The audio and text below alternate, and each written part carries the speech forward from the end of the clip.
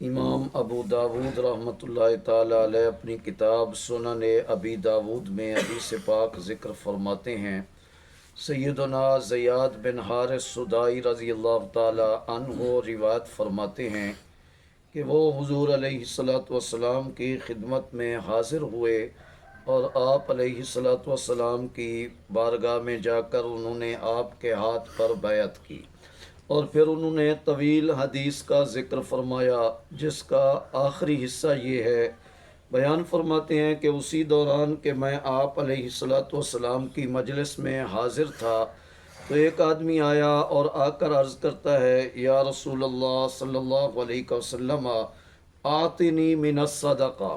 آپ مجھے صدقے میں سے کچھ عطا فرمائیں۔ تو نبی پاک صلی اللہ علیہ وآلہ وصحبہ وسلم نے اس کے جواب میں ارشاد فرمایا، ان اللہ لم یرضى بحکم نبی ولا غیرہ فی الصدقات حتی حکم هو فیہا۔ فرمایا بے شک اللہ تبارک و تعالی نے صدقات کے بارے میں نبی اور غیر نبی کے فیصلے پر اکتفا نہیں فرمایا، یہاں تک کہ اللہ تعالیٰ نے خود اس کا فیصلہ نازل فرمایا۔ اللہ تعالیٰ نے قرآن پاک میں اس کا فیصلہ اتار دیا ہے اور فرمایا کہ فَجَزَّأَهَا ثَمَانِيَةَ اجزاء، اللہ تعالیٰ نے اس کی 8 اقسام بیان فرمائی ہیں، یعنی جو وجوبی صدقات، زکوٰۃ، عشر، صدقہ فطر اور اسی طرح منت، کفارہ، جو وجوبی صدقات کے زمرے میں چیزیں آتی ہیں، تو فرمایا کہ اس میں کسی نبی کا فیصلہ یا غیر نبی کا فیصلہ اللہ تعالیٰ نے اس پر اکتفا نہیں فرمایا، اگر کہ اللہ تعالیٰ نے صدقات کے سلسلے میں خود فیصلہ فرما کر قرآن میں اتار دیا، اور فرمایا کہ اللہ تعالیٰ نے اس کی 8 قسمیں بیان فرمائیں۔ فرمایا فَإِن كُنْتَ مِن تِلْكَ الْأَجْزَاءِ، اگر آپ ان 8 قسموں میں آتے ہیں تو آتیتو کا، میں آپ کو عطا کر دیتا ہوں۔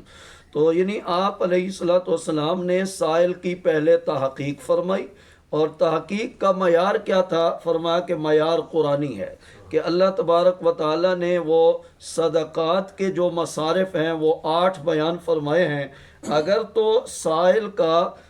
ان 8 میں شمار ہوتا ہے تو فرمایا کہ پھر اس کو عطا کر دیا جائے، اور اگر ان 8 کے زمرے میں وہ نہیں آتا تو پھر وہ وجوبی صدقات کا مستحق نہیں ہوتا ہے۔ اب وہ 8 اقسام کون سی ہیں؟ آپ علیہ الصلوۃ والسلام کا اشارہ سورہ توبہ کی آیت نمبر 60 کی طرف تھا۔ اللہ جل شانہ ارشاد فرماتا ہے، انما الصدقات للفقراء والمساکین والعاملین علیہا والمؤلفۃ قلوبہم وفی الرقاب والغارمین وفی سبیل اللہ وابن السبیل۔ فرمایا بے شک صدقات فقیروں کے لیے ہیں، مسکینوں کے لیے ہیں، اور زکوٰۃ کے محکمے میں کام کرنے والوں کے لیے ہیں، اور جن کی تالیف قلب مقصود ہو اور گردن چھڑانے کے سلسلے میں، اور اسی طرح فرمایا اور قرض ادا کرنے کے سلسلے میں، اور اسی طرح فرمایا کہ اور اللہ کے راستے میں جو لوگ ہیں ان کے لیے ہیں، اور اسی طرح مسافروں کے لیے۔ تو یہ 8 اقسام اللہ تعالیٰ نے بیان فرمائے۔ پہلے نمبر پر فقراء،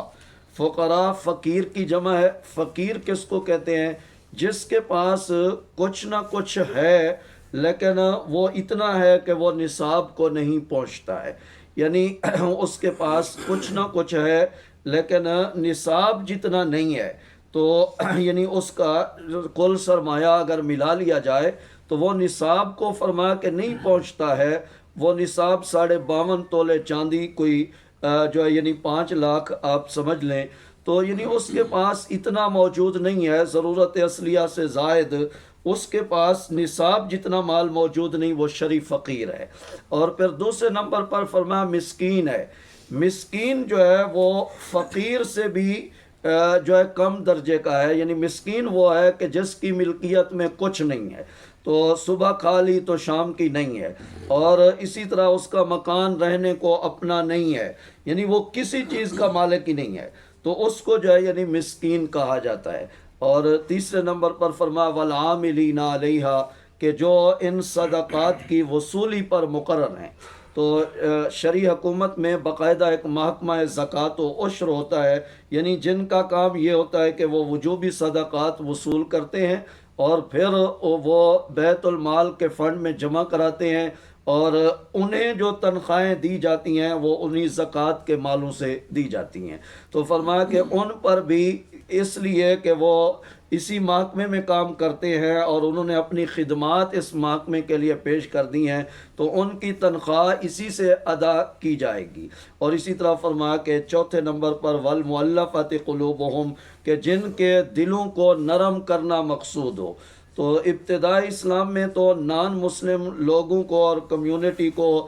جو ان میں سے غریب ہوتے تھے تو ان کی دل جوئی کے لیے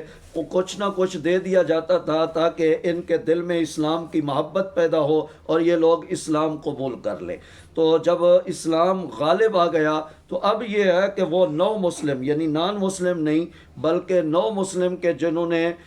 جو اسلام قبول کیا، خاندان والوں نے نکال دیا، اب ان کے پاس کچھ نہیں ہے زندگی گزارنے کو، تو پھر ایسے جو نو مسلم نئے مسلمان لوگ ہیں تو ان کی دل جوئی کے لیے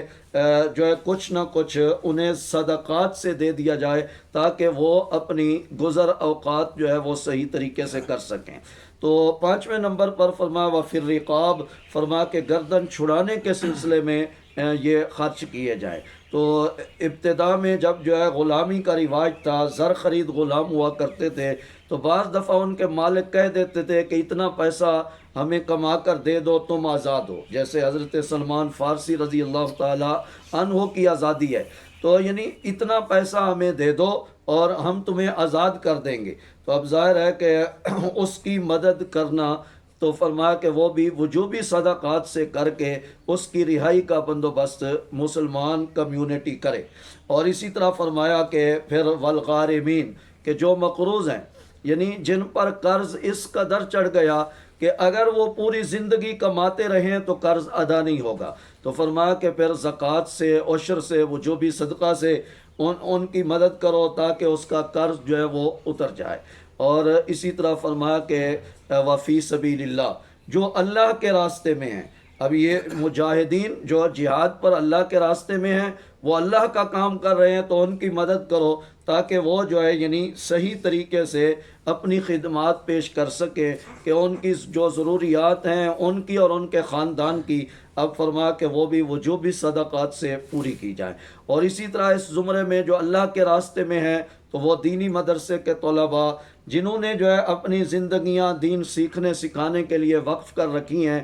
تو فرمایا کہ وہ کوئی اور کام نہیں کر سکتے اس مصروفیت کی وجہ سے، اگر وہ جو ہے یعنی کسب معاش میں جاتے ہیں تو وہ دین نہیں سیکھ سکتے ہیں، تو فرمایا یہ بھی اللہ کا کام کر رہے ہیں، اللہ کے راستے میں ہیں، لہٰذا انہیں بھی وجوبی صدقات سے عطا کیا جائے۔ اور اسی طرح فرمایا کہ وابن السبیل، مسافر یعنی اپنے وطن میں تو امیر ہے، مالدار ہے، لیکن حالت سفر میں ہے، وہاں جو ہے یعنی مسئلہ بنا، پیسے خرچ ہو گئے یا چوری ہو گئے، جیب کٹ گئی، جو ہے آدمی پریشان ہوا، وطن میں تو سرمایہ ہے لیکن جہاں وہ پہنچا ہے وہاں اب کچھ نہیں، محتاج ہے، تو فرمایا کہ ایسے مسافر کو بھی وجوبی صدقات سے دے کر اس کی مدد کی جائے۔ تو یہ 8 مصارف بیان ہوئے قرآن مجید میں۔ حضور علیہ السلام نے فرمایا، یہ معیار مقرر فرمایا، سائل سے فرمایا کہ اگر آپ کا تعلق ان 8 میں سے کسی سے ہے تو میں آپ کو وجوبی صدقات سے عطا کر دیتا ہوں۔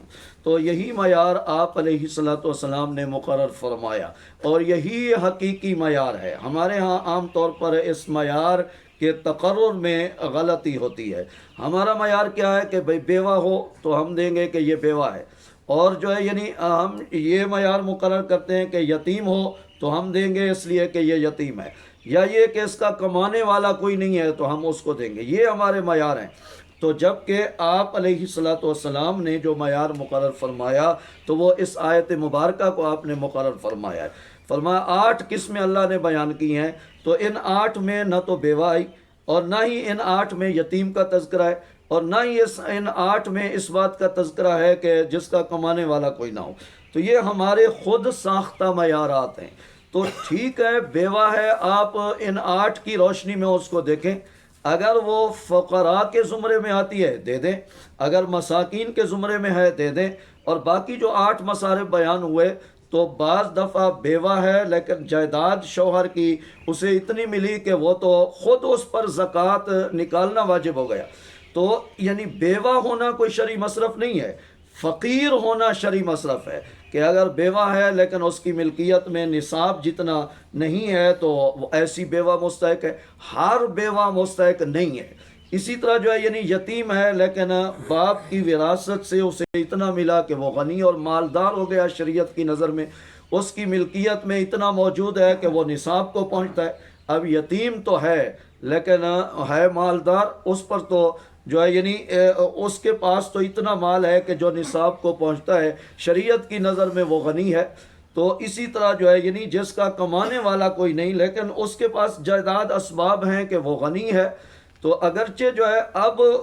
وہ کما نہیں سکتا ہے، کوئی ایسی جو ہے یعنی ایسے معاملات کچھ ہوئے ہیں، لیکن یہ کہ وہ صاحب جائیداد ہے اور اس کے پاس نصاب جتنا مال موجود ہے، زیور کی صورت میں ہے، گھر میں رکھے ہوئے جانوروں کی صورت میں ہے، یا کسی بھی صورت میں ہے، پلاٹ کی صورت میں ہے، تو اس کے پاس جو ہے یعنی جائیداد اسباب موجود ہیں کہ جس کی مالیت نصاب کو پہنچتی ہے. تو ایسا شخص جو ہے یعنی خود غنی ہوتا ہے. تو اگرچہ اس کا کمانے والا کوئی نہیں لیکن وہ شریعت کی نظر میں مالدار ہے اور وجوبی صدقات کا مستحق نہیں ہے. اگرچہ آپ نفلی طور پر اس کی مدد کر سکتے ہیں، نفلی صدقات آپ بے شک انہیں دیں. تو یعنی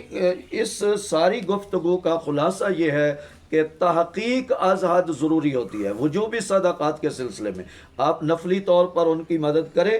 تو اس میں جو ہے یعنی کوئی حرج نہیں ہے، لیکن جہاں آپ نے زکوٰۃ دینی ہے، جب آپ نے صدقہ فطر دینا ہے تو پھر آپ نے اس کی تحقیق لازمی کرنی ہے. تو ہر سائل، ہر مانگنے والا تو اس کو آپ صدقہ فطر نہیں دے سکتے جس کی حالت سے آپ واقف ہی نہیں ہیں. تو لوگ کہتے ہیں ہمیں کیا پتا کہ جو ہے یعنی یہ اس کی مالی پوزیشن کیا ہے. تو آپ کو نہیں پتا تو پھر آپ نہ دیں. تو یہ شرعی حکم ہے، یا تو آپ دیں تو پھر اس کی مکمل تحقیق کریں کہ اس کے مالی پوزیشن کیا ہے. اگر تو آپ مطمئن ہیں کہ اس کے مالی پوزیشن اس حالت میں ہے کہ یہ زکوٰۃ اور وہ جو بھی صدقات لے سکتا ہے تو پھر آپ نے ادا ہوگا، ورنہ یہ کوتاہی آپ کی طرف سے ہوگی. اب امام الانبیاء علیہ السلام جو دلوں کے حال کو جانتے ہیں، دلوں کے حال سے واقف ہیں، اور کوئی دنیا کے کسی خطے میں رہتا ہو، آپ علیہ السلام سے اس کی حالت ڈھکی چھپی نہیں ہے. لیکن سائل آیا تو آپ نے پوچھا، فرمایا کہ کیا تمہارا شمار ان 8 میں ہوتا ہے؟ تو کیا تھا کہ آپ علیہ السلام امت کو ایک معیار دینا چاہتے تھے. میرے لیے اور آپ کے لیے وہ سبق آپ علیہ السلام جو ہے وہ چھوڑنا چاہتے تھے. تو آپ سے تو وہ حالت اس سائل کی چھپی ہوئی نہیں تھی، ہمارے حالات آپ سے جو ہے وہ چھپے ہوئے نہیں ہیں، لیکن یہ آپ علیہ السلام نے ہمارے لیے معیار مقرر فرمانے کے لیے اس سے پوچھا کہ آپ جو ہے یعنی ان 8 میں اگر آتے ہیں تو پھر آپ حقدار ہیں، میں آپ کو دے دیتا ہوں. تو اس سے کیا پتہ چلا کہ آگے سائل کا معیار جو ہے وہ دیکھنا ضروری ہوتا ہے. بہرحال عرض کرنے کا مقصد یہ ہے کہ وجوبی صدقات ہوں یا زکوٰۃ وغیرہ ہو تو اس سلسلے میں تحقیق لازم ہوتی ہے کہ جس جگہ پہ آپ دے رہے ہیں، جس مصرف میں، کیا وہ شرعی طور پر مصرف ہے یا نہیں ہے.